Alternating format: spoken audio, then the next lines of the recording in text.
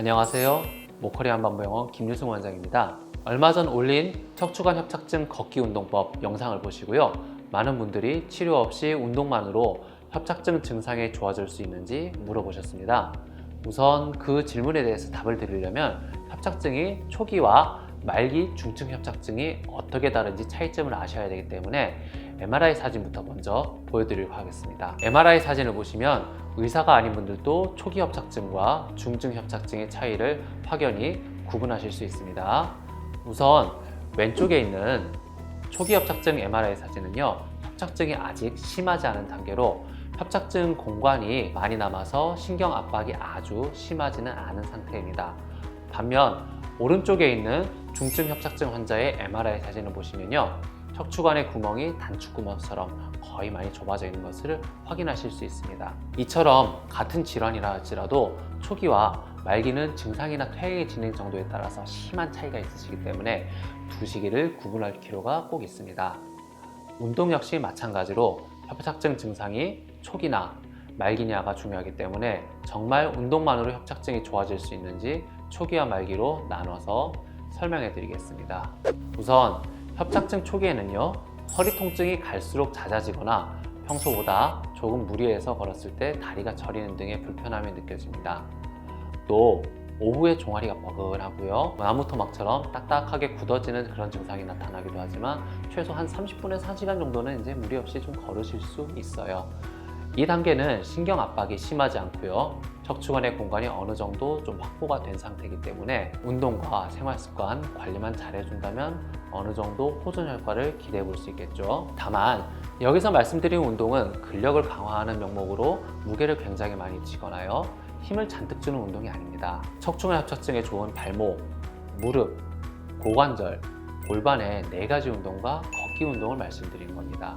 이 4가지 운동 영상은 모커리 공식 채널에 이미 올라가 있으니까 참고해 주시기 바랍니다. 또 생활습관 역시 허리에 무리가 가는 일을 최대한 하지 않도록 노력하셔야 합니다. 무리를 하지 말라고 거듭 강조 말씀드리는 이유요, 협착증은 대부분 50대에서 60대 이상에서 발생하는 질환입니다. 또 퇴행성 질환 중에서도 퇴행 정도가 매우 심한 증상이라서 초기라 하더라도 이미 퇴행이 많이 진행된 상태예요. 그래서 늘 주의가 필요하십니다. 그러나 이 협착증 초기 증상을 가지고 계신 환자분들이 가장 많이 하시는 실수가요, 이 시기의 증상을 운동으로 극복해 보시려고 무리해서 운동하시는 분들이 참 많으십니다. 허리에 무리가 되는 일이나 작업들을 계속 반복해서 척추 건강을 많이 망치기도 하죠. 다시 말씀드리지만 일단 협착증이 생기면요, 간단한 집안일조차 허리에 매우 무리가 될 수 있습니다. 그래서 주의하시라고 제가 거듭 강조를 드립니다. 협착증 초기에는 운동을 안 해서 문제가 되는 것보다요, 무리하게 운동을 많이 하셔서 증상을 악화시키는 경우가 참 많습니다. 따라서 이 시기에 운동을 하신다면 앞서 말씀드렸던 척추관 협착증에 좋은 발목, 무릎, 고관절, 골반 4가지 운동과 걷기 운동이 대표적으로 하실 수 있는 운동이십니다. 다른 추가적인 운동 말고요, 이 운동만 하셔도 충분히 운동이 되시고요, 생활습관 관리와 함께 꾸준히 할 경우 어느 정도 호전 효과를 기대하실 수 있습니다. 특히 걷기 운동은요, 특별한 도구나 공간에 제약이 없죠. 그래서 통증이 오는 단계까지만 걸어주시면 됩니다. 밖에 나갈 수 없으시면요, 집안을 걷거나 제자리 걷기를 하시는 것도 도움이 되십니다. 이때 내가 30분 정도 걸은 후 통증이 나타나신다면 반드시 충분하게 휴식을 취한 다음에 점차적으로 걸을 수 있는 거리를 조금씩 밀려나가시는 것이 매우 중요합니다. 걷기 운동을 하시는 방법도 마찬가지로 공식 채널에 이미 영상이 올라가 있으니 참고하 부탁드립니다. 걷기 운동을 할 때에도 무리하지 않은 것이 중요합니다.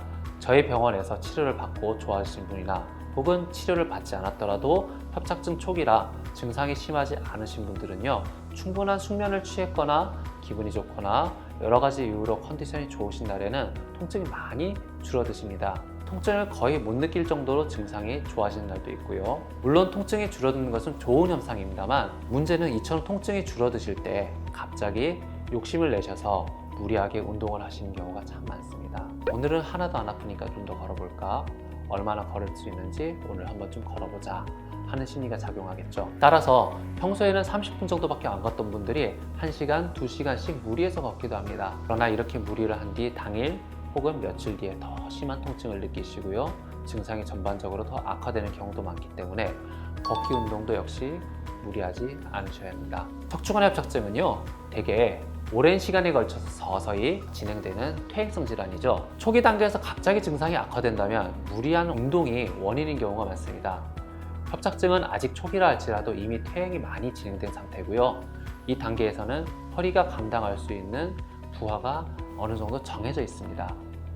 그래서 운동과 생활습관 관리가 매우 중요시한데요. 다만 아직 말기처럼 허리가 극심하게 퇴행된 상태가 아니기 때문에 허리가 무리가 되지 않는 운동과 생활습관 관리를 꾸준히 지속하신다면 어느 정도 증상 완화를 기대할 수 있습니다. 나아가 증상이 악화되는 것을 방지할 수 있겠죠.